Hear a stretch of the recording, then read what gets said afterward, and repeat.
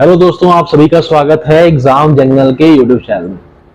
दोस्तों, CET mains का paper जून starting में होएगा या मई एंड में होगा, यानी कि कुछ अभी से कोई 15 या 20 दिन रह गए एग्जाम में। तो अब लास्ट टाइम में क्या करें दोस्तों? कॉन्सेप्ट जितने बनने थे वो तो बना लिए, तो अब करनी चाहिए हमें क्वेश्चंस की प्रैक्टिस।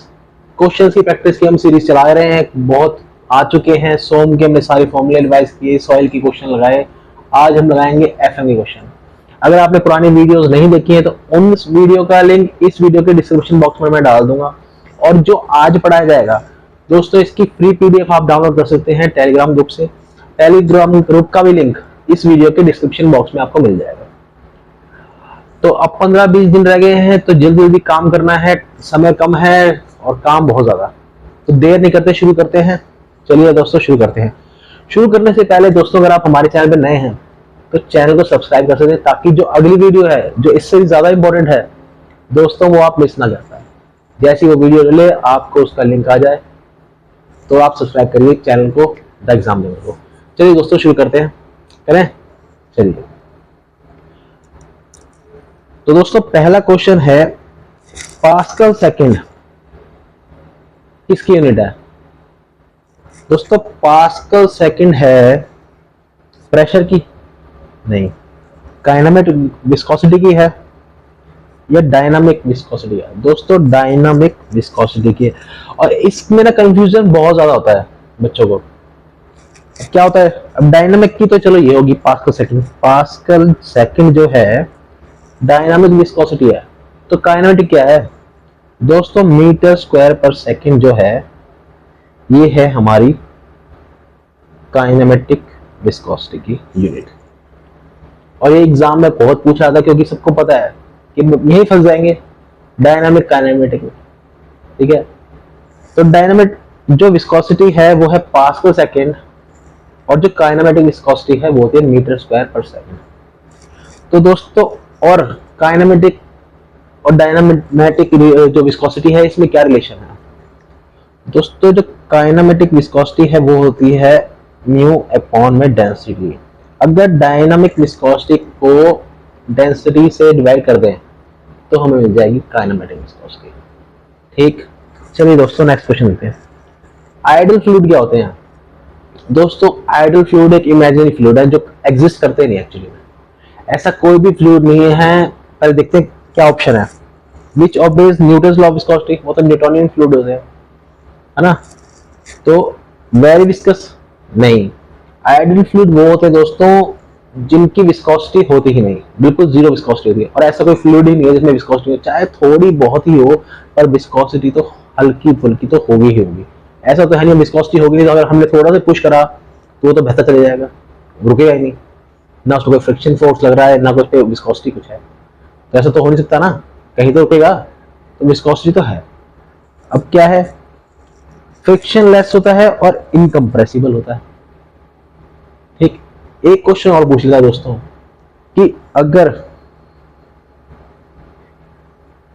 वेटिंग किससे होगी, कि भाई हम अगर पानी को अगर किसी ग्लास के ऊपर डालेंगे, ठीक है, तो वेटिंग होगी, पानी ग्लास गीला हो जाएगा। क्यों, ऐसा क्यों होता है? क्योंकि दोस्तों इसका जो विस्कस फोर्स है ना, कोहेजन फोर्स जो है इसका, कोहेजन और एडहेशन। कोहेजन क्या होता है? सेम में फोर्स। एडहेशन दो चीजों के बीच का जो फोर्स लगता है वो होता है एडहेशन फोर्स। कोहेजन फोर्स जो है इसका, कोहेसिव फोर्स जो है, इज लेस देन एडहेशन, तो इसीलिए ये वेट हो जाता है। और नॉन वेट, अगर हम मरकरी को ही रख दे ग्लास के ऊपर तो वो ऐसे बना लेगा, वेट नहीं करेगा वो। क्यों नहीं करता? क्योंकि उसका जो कोहेसिव फोर्स है वो ज्यादा है एडहेशन से। एडहेशन होता है दो अलग अलग बॉडीज के बीच में जो फ्रिक्शन फोर्स लगता है, वो एडहेशन होता है। कोहेसिव जो एक दूसरे के ऊपर लग रहा है, एक लेयर चल रही है उसके ऊपर एक जो फोर्स कर रही है, इन दोनों के बीच में जो फोर्स लग रहा है, ये जो है ना ऐसे, तो ये है कोहेसिव फोर्स। ठीक है, तो कोहेसिव फोर्स जो है इसका ज्यादा है एडहेशन से, तो इसलिए चिपकता नहीं है, अपने में ही छोड़ जाता है। ठीक है, चलिए अगला काइनेमेटिक विस्कोसिटी हमने डिस्कस कर लिया। काइनेमेटिक विस्कोसिटी और डायनामिक विस्कोसिटी में क्या फर्क है?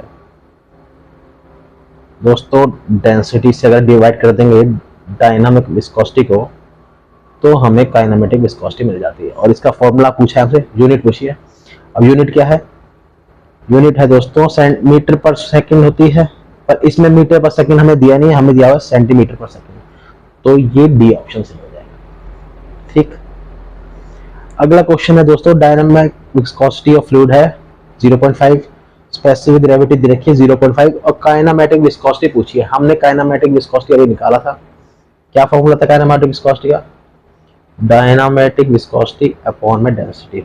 ये छोटे छोटे फॉर्मूले आने चाहिए, छोटे छोटे न्यूमेरिकल भी आपको आने चाहिए। ये एग्जाम में पूछा जाएगा तो फिर फंस जाओगे, ठीक है ना। चलिए, स्पेसिफिक ग्रेविटी क्या होती है? डेंसिटी ऑफ लिक्विड, जो हमें डेंसिटी लिक्विड दे रखी है with respect to density of water. ठीक है, स्पेसिफिक ग्रेविटी हमें दे रखा है 0.5, डेंसिटी ऑफ लिक्विड और डेंसिटी ऑफ वाटर तो 1 ही होते हैं, तो डेंसिटी ऑफ लिक्विड क्या होगी? डेंसिटी ऑफ लिक्विड हो गई 0.5। ठीक, तो kinematic viscosity equals to dynamic viscosity upon density. तो डायनामिक विस्कोसिटी कितनी दे रखी है हमें? डायनामिक विस्कोसिटी देखिए 0.5, डेंसिटी हमने निकाले लिए 0.5, कट गया है तो आ गया 1। ठीक है, अब 1 ऑप्शन में है ऑप्शन सी, तो ऑप्शन सी इज करेक्ट। ठीक है, था ना इजी। छोटी छोटी चीजें हैं और इन्हीं से हम अपना बेस बना लेंगे और यही एग्जाम में पूछी जाएंगे, कोई बड़े तूफान नहीं पूछे जाएंगे। ठीक है, चलिए अब पूछा विस्कोसिटी ऑफ गैस। दोस्तों विस्कोसिटी ऑफ गैस में डिक्रीज विद इंक्रीज, जैसे ही टेम्परेचर बढ़ाएंगे क्या विस्कोसिटी डिक्रीज हो जाती है गैस की या फिर इंक्रीज हो जाती है? लिक्विड में क्या होता है, गैस में क्या होता है? दोस्तों जब गैस में हम हीट देते हैं ना तो उसके जो मॉलिक्यूल्स हैं वो तेजी से रैंडम बिहेवियर करने लग जाते हैं, तो उससे क्या होता है गैस में इसकी विस्कोसिटी बढ़ जाती है जब टेम्परेचर बढ़ाते हैं। टेम्परेचर बढ़ाने पे विस्कोसिटी ऑफ गैस बढ़ जाएगी। टेम्परेचर बढ़ाने पे जो है, टेम्परेचर बढ़ाने पे विस्कोसिटी ऑफ लिक्विड घट जाएगी। ठीक, तो इसमें पूछा गैस का, तो हम क्या बोलेंगे? Increase with increase in temperature, viscosity बढ़ जाएगी। क्यों? क्योंकि हम जब हीट देंगे तो उसकी मॉलिक्यूल्स जो है गैस के वो रैंडमली मूव करना शुरू कर देंगे। ठीक है, जैसे टेम्परेचर बढ़ेगा तो रैंडमली मूव करना शुरू कर देंगे, इससे क्या होगा? विस्कोसिटी बढ़ जाएगी गैस की। पर लिक्विड में विस्कोसिटी कम हो जाती है अगर हम गैस प्रोवाइड करेंगे। ठीक है, उसकी विस्कोसिटी कम हो जाएगी और क्या होगा? टेम्परेचर बढ़ाने में विस्कोसिटी कम हो जाएगी, बस ये हो जाएगा और क्या होगा? न्यूटन लॉ ऑफ विस्कोसिटी क्या होता है? न्यूटन लॉ ऑफ विस्कोसिटी क्या होता है? shear stress is directly proportional to change in deformation जो आया। ठीक है, d थीटा बाई dy क्या होता है? shear stress equal to mu du by dy या फिर mu d theta by dy। d theta क्या है? डिफॉर्मेशन। ठीक है, du change in velocity with respect to height. ये बनता है इसका ग्राफ ऐसे, ये ठीक, तो ये है। अब न्यूटन लॉ ऑफ विस्कोसिटी क्या है? अब यहाँ पे 0 क्यों है? क्योंकि ये सरफेस है, यहाँ पे क्या है? फ्रिक्शन फोर्स लग रहा है, इसलिए यहाँ पे वेलोसिटी 0 है। पानी जैसे चिपक सा गया है, एक्चुअली चिपका नहीं है, वो चल रहा है पर बहुत स्लो है। हम ऐसे कहते हैं पाइप वेलोसिटी जो ग्राउंड पर है वो बिल्कुल 0 है, और जैसे जैसे ग्राउंड से हम ऊपर जाते रहेंगे इसका जो फ्रिक्शन फोर्स है वो कम होता जाएगा और वेलोसिटी बढ़ती जाएगी। तो ये क्या है? वेलोसिटी बढ़ रही है जैसे जैसे हम ऊपर जा रहे हैं ग्राउंड से। ग्राउंड पे जैसे पानी चिपक सा गया है, पर चिपका तो नहीं है, चल रहा है पर स्लो चल रहा है, बहुत धीरे है। तो हमने उसको मान लिया कि भाई ऑलमोस्ट 0 है बिल्कुल ग्राउंड पे। क्यों? क्योंकि फ्रिक्शन फोर्स क्या है? 0। चलिए भैया, तो क्या है? Shear stress in rate of angular deformation के रिलेटेड, ये है एंगुलर डिफॉर्मेशन। ठीक है, ये पूछा जाएगा, हमसे पूछा जाएगा ये वाला फॉर्मूला। एग्जाम में अगर क्वेश्चन बनता है तो ये मुझे शियर स्ट्रेस दे देगा, डी वेलोसिटी की वैल्यू दे देगा, बाई की वैल्यू दे देगा। कि हमसे पूछेगा भाई यहाँ पे इसका डायनामिक विस्कोसिटी बता दो, तो बता देंगे डायनामिक विस्कोसिटी दे देगा, वेलोसिटी दे देगा, इसका इतने इतने हाइट बता दो, तो हम इसका शियर स्ट्रेस बता देंगे। बस ये क्वेश्चन पूछा जाएगा और इसका क्या है? Option B is correct, Newton law. ठीक है, चलिए अब हमसे पूछा है भैया एन ओपन टैंक। अब इसको ना मैंने थोड़ा ऊपर का लेवल ले लिया है ताकि आपको दोनों ही जो पार्ट है, हमसे तो एक ही पार्ट दिया जाएगा और दोनों पार्ट समझ में आ जाएंगे इससे। चलिए, an open tank contains 1 metre depth, एक ओपन टैंक है, इसमें 1 मीटर तक क्या है, पानी है, ठीक। With 50 centimetre depth of oil, oil तो आपको पता है उसकी जो डेंसिटी है वो पानी से कम होती है तो ऊपर तैरता है, जैसे आप पेट्रोल देखोगे पानी के ऊपर तैरता है। आप गर्मियों में पानी पेट्रोल का एक ढक्कन कूलर वगैरह में भी डाल देते हैं ताकि मच्छर वच्छर पैदा ना हो, ठीक है। तो ये जो है कलर थोड़ा सा बदल देते हैं इसका,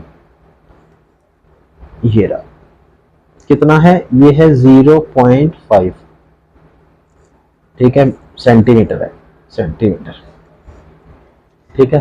ये क्या है, ऑयल, ये है ऑयल।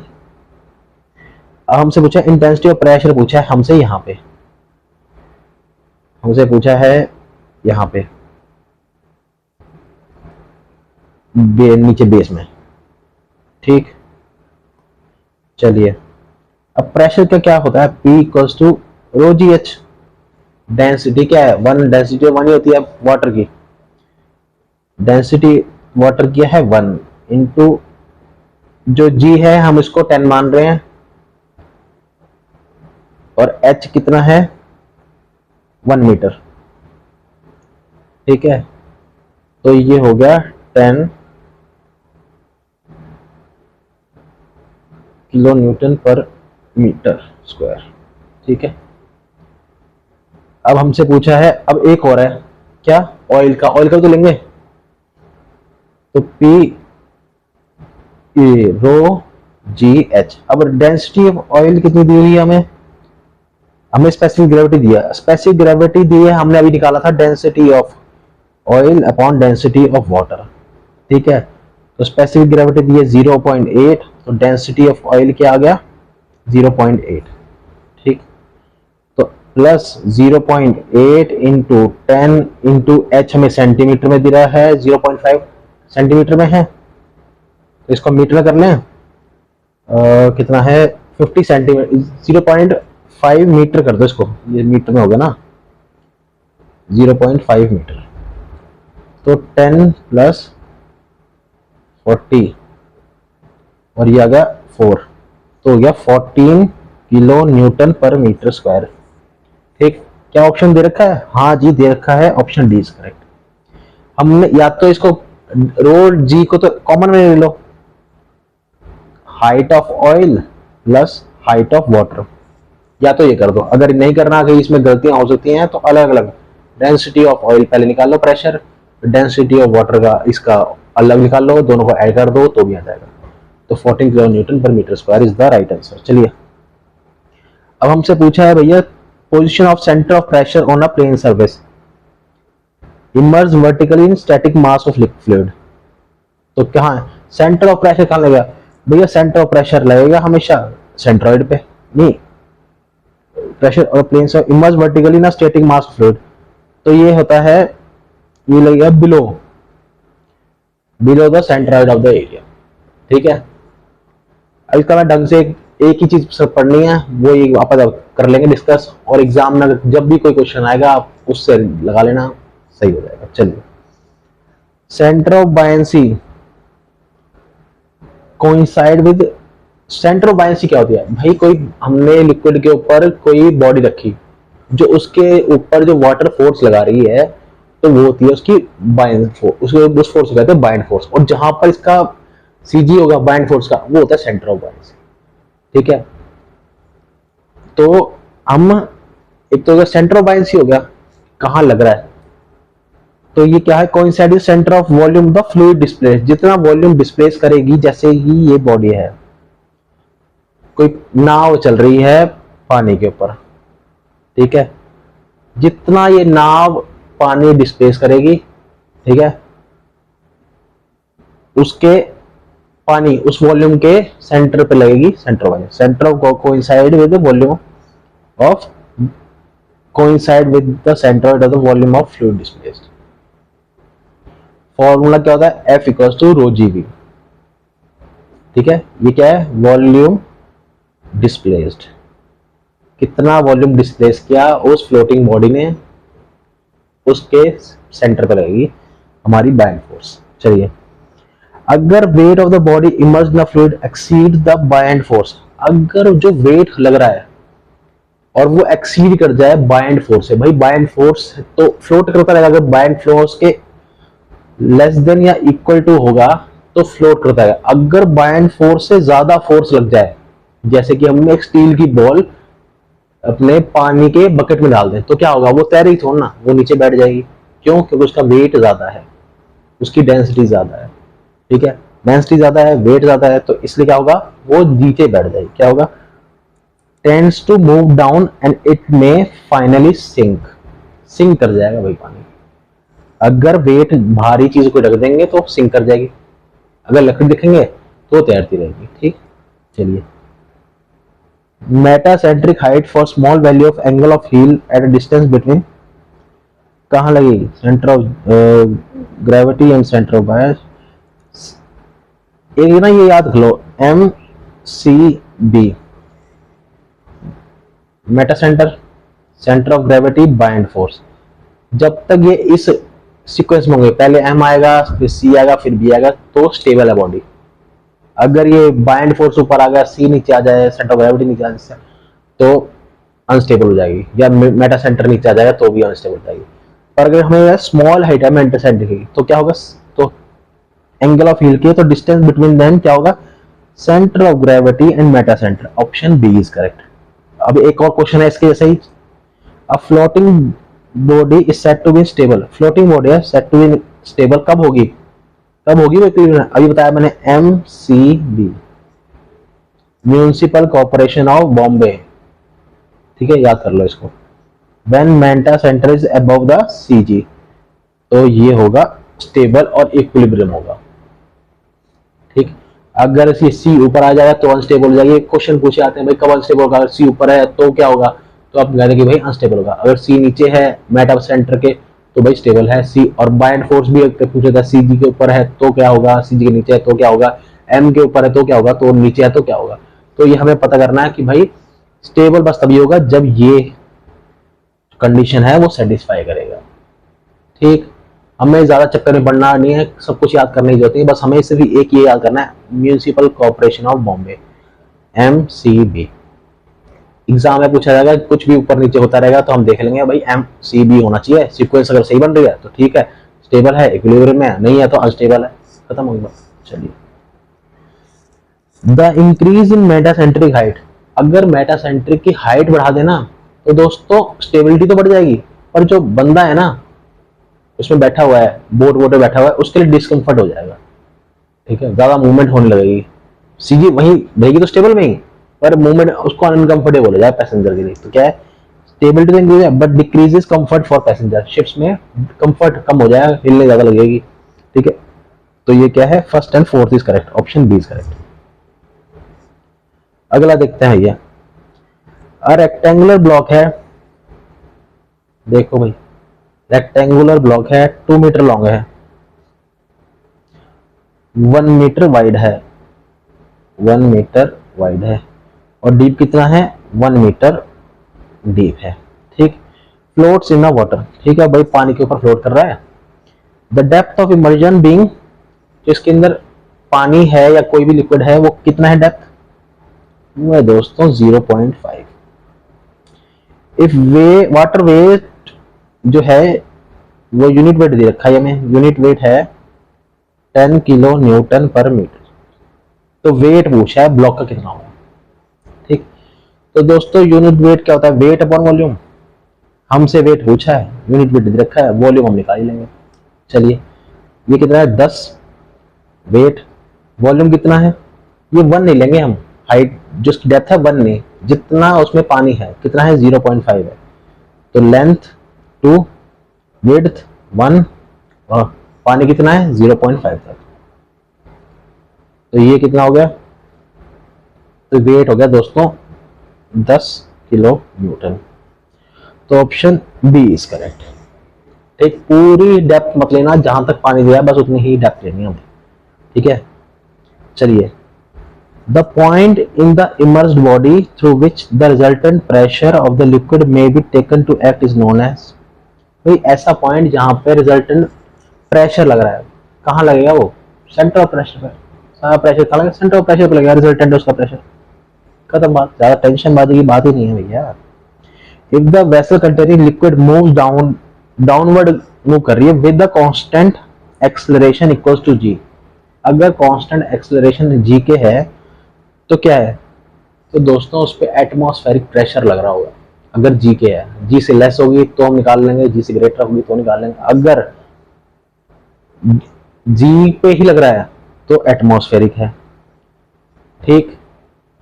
अगर जी से ज्यादा लग रहा है, जी से अगर ज्यादा है प्रेशर या जी से लेस है तो वैक्यूम प्रेशर हो जाएगा, जी के इक्वल है तो एटमॉस्फेरिक हो जाएगा, जी से ग्रेटर है गॉज प्रेशर हो जाएगा, ठीक। चलें आगे। A right circular cylinder open at the top is filled with liquid and rotates about it vertical. भाई कोई टैंक, ये सिलेंडर है, राइट सर्कुलर सिलेंडर है जिसका ऊपर से खुला हुआ है नीचे से बंद है, फिल्ड विद लिक्विड, लिक्विड भरा हुआ है इसके अंदर, कोई लिक्विड है, rotate about it centre of gravity के अराउंड, सेंटर ऑफ ग्रेविटी के अराउंड मूव कर रहा है, rotate about it vertical axis के अबाउट मूव कर रहा है at such a speed that half of liquid spills out, ऐसी स्पीड जब हाफ ऑफ लिक्विड जो है उसका पानी जो है बाहर निकल जाए। Then the pressure intensity at the center of bottom, दोस्तों ये क्वेश्चन ना बहुत पूछाता है कि भाई सेंटर ऑफ प्रेशर बता दो, तो प्रेशर इंटेंसिटी बता दो सेंटर पे, जो सिलेंडर जो हमें ये दे रखा है, सर्कुलर सिलेंडर दे रखा है, इसके सेंटर में बॉटम में कितना भाई प्रेशर लगेगा, ठीक है। अब हमसे ये पूछ लेना, सीधा आंसर जीरो, जीरो लगेगा जी, खत्म बात, ज्यादा सोचना ही नहीं है, ठीक है। चलिए, और वैसे भी ये क्वेश्चन बहुत पुराना है, अब आजकल पूछा नहीं जाता, पर मैंने डाल दिया। चलिए, क्लोज टैंक है भाई, containing water in a moving in a horizontal direction. एक क्लोज टैंक है, पानी का टैंकर लगा लो, ठीक है, पानी का एक टैंकर है,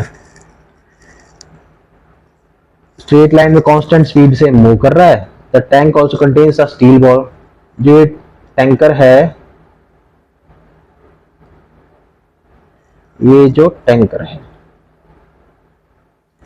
इसके अंदर एक स्टील बॉल भी है और एक बबल एयर बबल भी है। टैंक अगर डी एक्सेलरेट होगा, अगर इसकी जो स्पीड है डिक्रीज होगी, तो भैया ये जो स्टील बॉल और ये है वाटर बबल है, इनका क्या होगा दोस्तों, ये आगे की तरफ मूव करेंगे, खत्म बात। The bubble will move in the front, बिल्कुल सही है, ball will move in the front, option A is correct.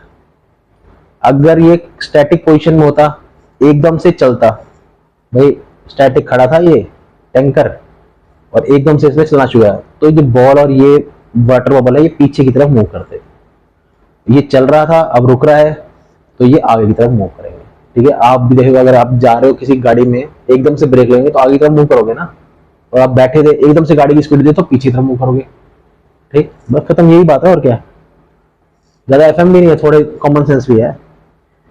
Flow at constant rate through tapering pipe, भाई टैपरिंग कोई पाइप है, ठीक है, तो क्या होगा, तो इसमें क्या होगा, फ्लो तो स्टेडी रहेगा, ठीक है, फ्लो स्टेडी रहेगा पर नॉन यूनिफॉर्म हो जाएगा, ठीक है, नॉन यूनिफॉर्म हो जाएगा।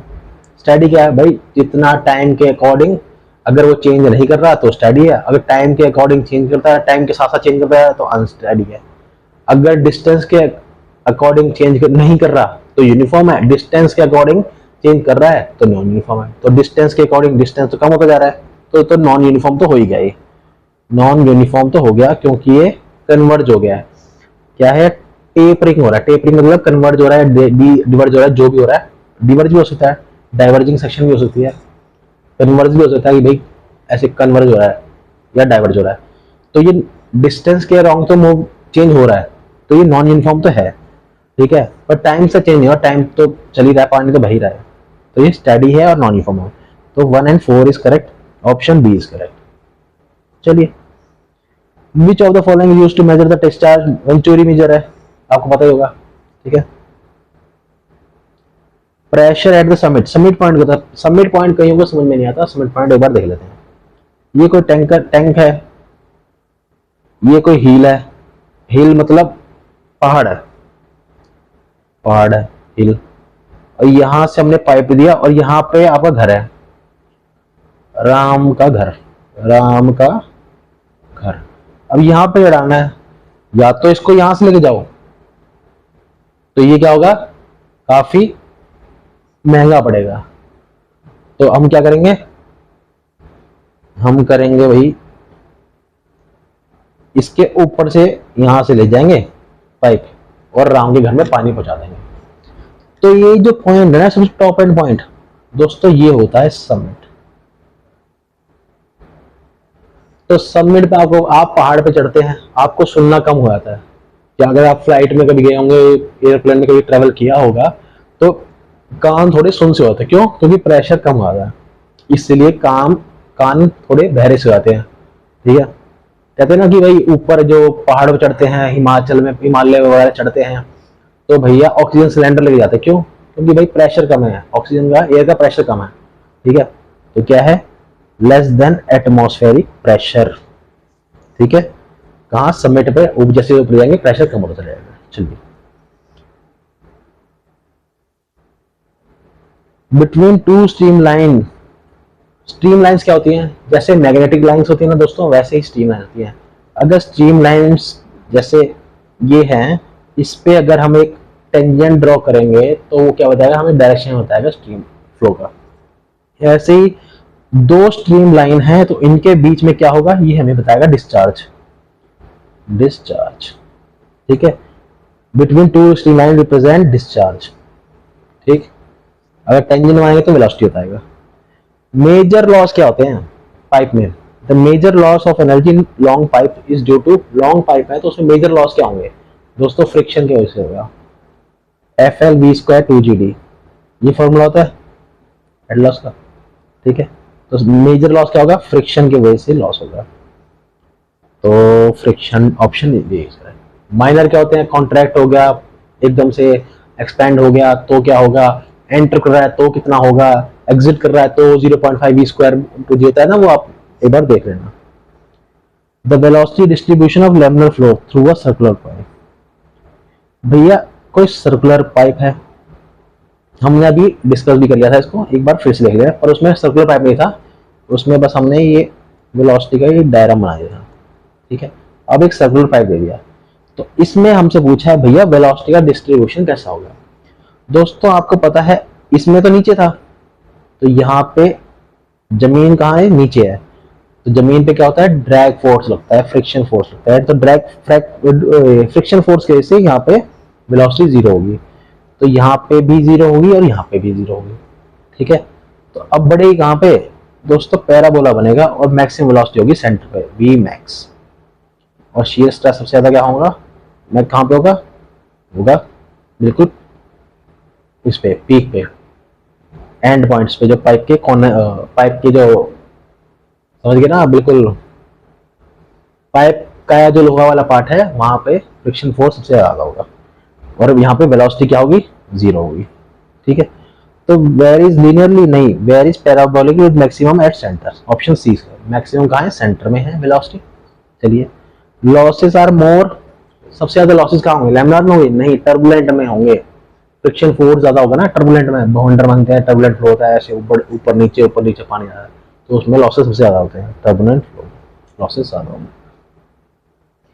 हाइड्रोलिक ग्रेड लाइन, दोस्तों हाइड्रोलिक ग्रेड लाइन क्या होती है, एक होती है टोटल एनर्जी लाइन, एक होती है hydraulic grade, P/ρg plus V²/2g plus Z, P/ρg plus Z क्या, हाइट।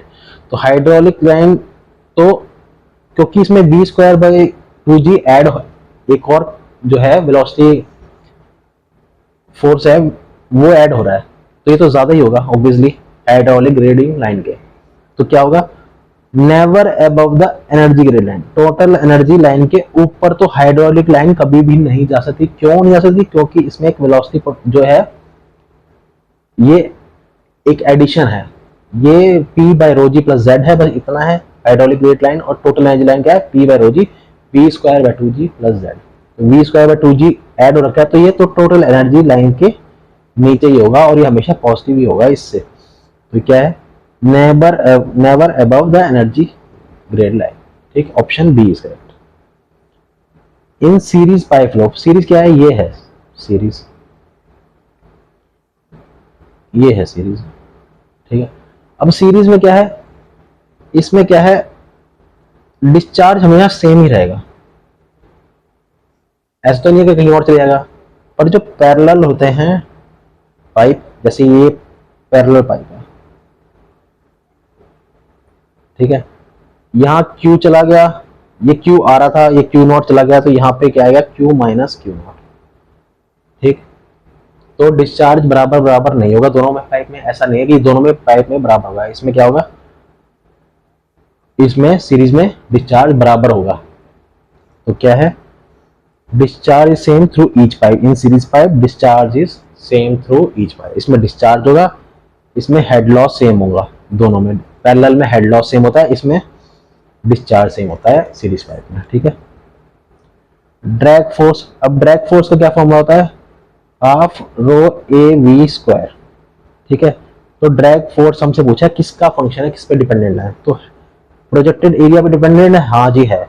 मास डेंसिटी पे है, हाँ जी है। और वेलोसिटी पे भी डिपेंडेंट है, हाँ जी वेलोसिटी पे डिपेंडेंट है। तो ऑप्शन डी इज करेक्ट, 1 2 3 तीनों पे डिपेंडेंट है। खत्म, चलें आगे। चलो जी लास्ट क्वेश्चन।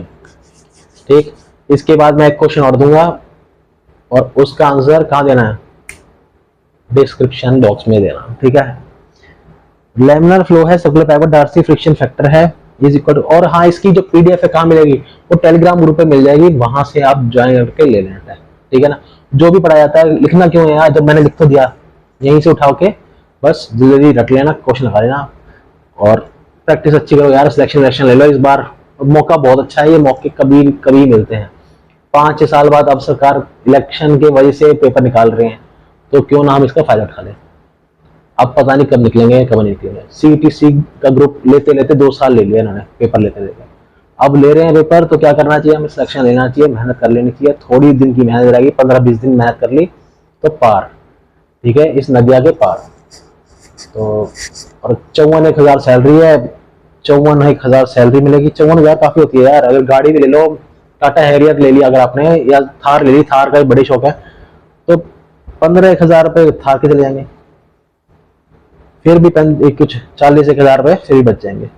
तो पेट्रोल डलवाओ, घूमो फिरो, मौज लो, मूवीज देखो, खाओ पियो।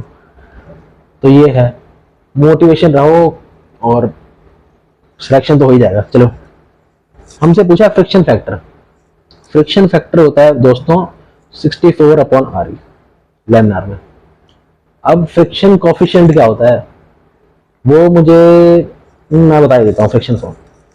फ्रिक्शन कोफिशिएंट अगर पूछ ले, ये है फ्रिक्शन फैक्टर पूछा है ना, डार्सीज फ्रिक्शन फैक्टर क्या है, तो वो तो 64/RE, ये हमारा ऑप्शन सी है। अगर हमसे बोले फ्रिक्शन कोफिशिएंट क्या होता है, तो इसको ना 4 से डिवाइड कर देना 64 को।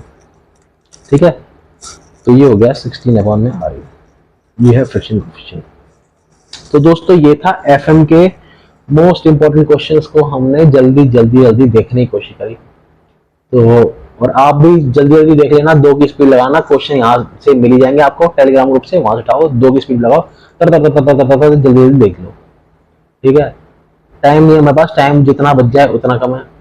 और कोई टॉपिक अगर आपको चाहिए तो बता देना, आप डिस्क्रिप्शन बॉक्स में डाल देना, हम उसके ऊपर वीडियो बनाने की कोशिश करेंगे। ठीक है, बाकी दिन रात मेहनत कीजिए और अगली वीडियो में आप सबसे मुलाकात होगी। आज के लिए बस इतना ही था, अगली वीडियो मिलते हैं और तैयारी जोर लगा करते रहो। ठीक है, इस बार सिलेक्शन आपका पक्का हो जाएगा। अच्छा मौका है, अच्छी वैकेंसी है, कंपटीशन भी बहुत कम है। चलिए अगली वीडियो मिलते हैं आपसे, तब तक के लिए धन्यवाद, बाय बाय।